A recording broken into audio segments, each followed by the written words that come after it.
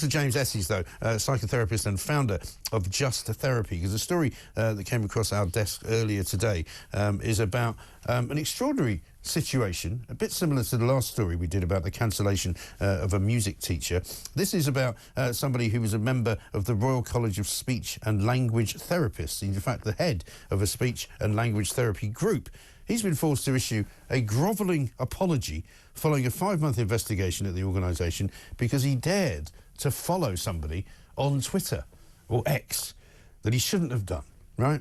So not only did he not post anything that was upsetting to anyone, not only did he not say anything that was upsetting to anybody, not only did he not send any letters to anybody that were upsetting, he simply clicked on follow on an account that was deemed to be so heinous that he had to be suspended. And the account, of course, belonged to Tommy Robinson. Let's talk to James Esses and find out what's it all about. James, very good morning to you.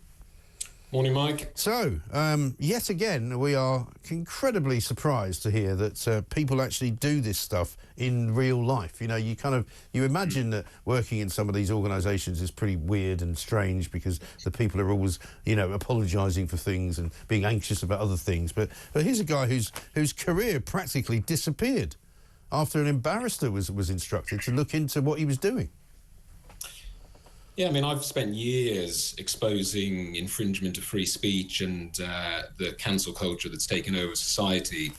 And this is one of the worst I've come across. In fact, Elon Musk reposting what I put out called it insane. Yeah. And that's exactly what it is. It sets such a dangerous precedent here. The suggestion that merely following someone on a social media platform is akin to endorsing them. I mean, people follow all sorts of people for all sorts of reasons, primarily to keep up to date with what's going on around the world and in news. I mean, for example, if Keir Starmer was to follow some foreign dictator, should he be ousted out of the Premiership for endorsing them? I mean, the whole thing is crazy. Well, exactly right. And I remember finding, and this was, I think, before Elon Musk actually bought X, so I'm not sure if they still are on it, but the Taliban had an account when Donald Trump wasn't allowed to have one. And you thought to yourself, hang on a minute, that's a bit weird, but I can follow the Taliban, but apparently you can't follow Tommy Robinson. Well, I mean, that makes the point precisely. But, you know, I did some digging into this group of therapists within the organisation who kind of launched this mob attack. You know, they call themselves the Anti-Racism Action Collective. I drilled down into some of the members of this collective. Of course, a number of them have got pronouns after their signatures. Some of them even have purple and blue hair, which I think is quite telling. But, you know, the way in which this was conducted and the amount of money that was spent on this. And, you know, a lot of these therapists will be working for the NHS, and we know what waiting lists are like there at the moment for people to see therapists. And the fact that they're spending their time and money on a 5-month investigation into this, I think is an absolute disgrace. I feel very sorry for the CEO for being dragged through this, but, you know, at the same time, I don't have a huge amount of respect for the man either. Why? Because he's come out with this grovelling apology. Yes. And actually, he originally tried to make a claim that he must have been hacked because he couldn't have possibly be following Tommy Robinson. So I'd much rather he come out and say, you know what, I followed him, I wanted to see what he was saying. Right. For which there is there's nothing to be ashamed of at all. I mean, you know, as you say, people do it all the time. I'm sure, I haven't even checked, I'm sure there are people I follow that I don't actually necessarily agree with everything they say. I follow them because I want to see what they're saying. That's the whole point of communication and freedom of speech, isn't it? I mean, but his grovelling apology, as you say, was this: I am deeply sorry for the hurt, upset, distress, fear and anger that this has caused members, colleagues and staff. Well, that's ridiculous. You know, how has it caused them anger and distress, for heaven's sake? Well, this is the problem. We've got activists masquerading as therapists. And again, you know, it's the clients that are meant to be the vulnerable ones. But actually, we're finding increasingly in this country, it's the practitioners who themselves are completely fragile. But this CEO, in grovelling in the way he has essentially thrown more junior members of staff under the bus because if the same thing ever to happen to them, they would have no choice but to apologise. Yeah, right. And actually, the mob that came for him weren't just calling for an apology originally. They were calling for him to resign over this. Right. And what does it say about the practice of therapy as well? Because, I mean, I would not have confidence going to see a therapist who I thought was going to be judging me on my political output or on my political thought process. You know, if I was going to see a therapist with some personal problem and you know that whoever it is going to be so woke that they're going to be distressed by something that you might tell them, you know, where does that leave us?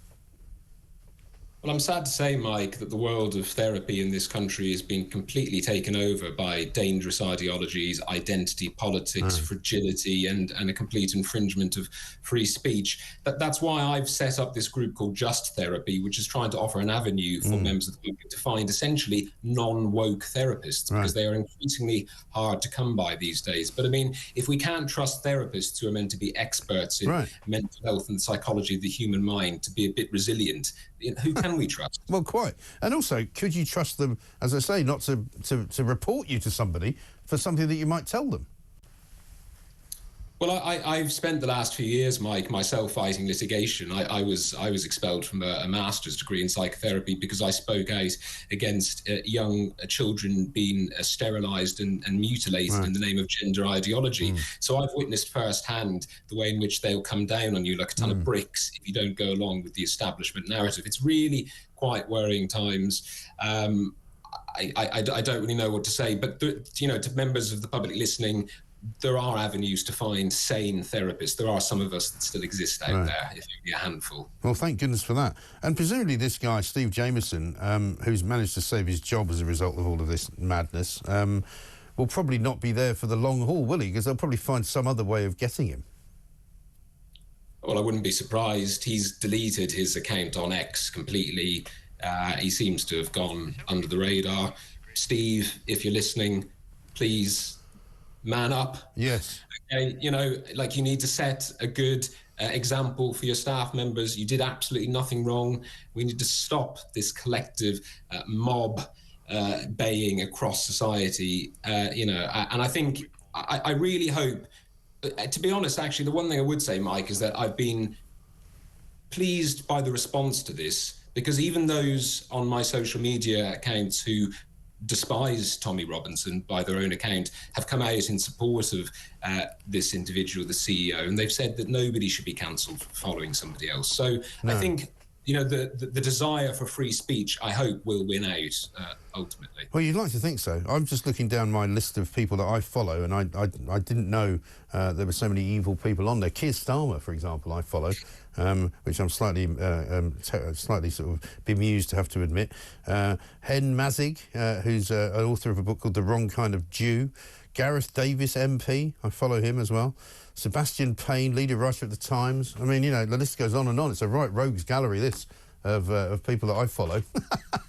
Well, I follow you, Mike, so I'm expecting well, listen, to be cancelled. You're in real trouble now. That's absolutely right. Listen, good to talk to you, James. Keep up the fight. We need more people like you, I think, on board. Thank you very much indeed. James Esses, their psychotherapist and founder of Just Therapy.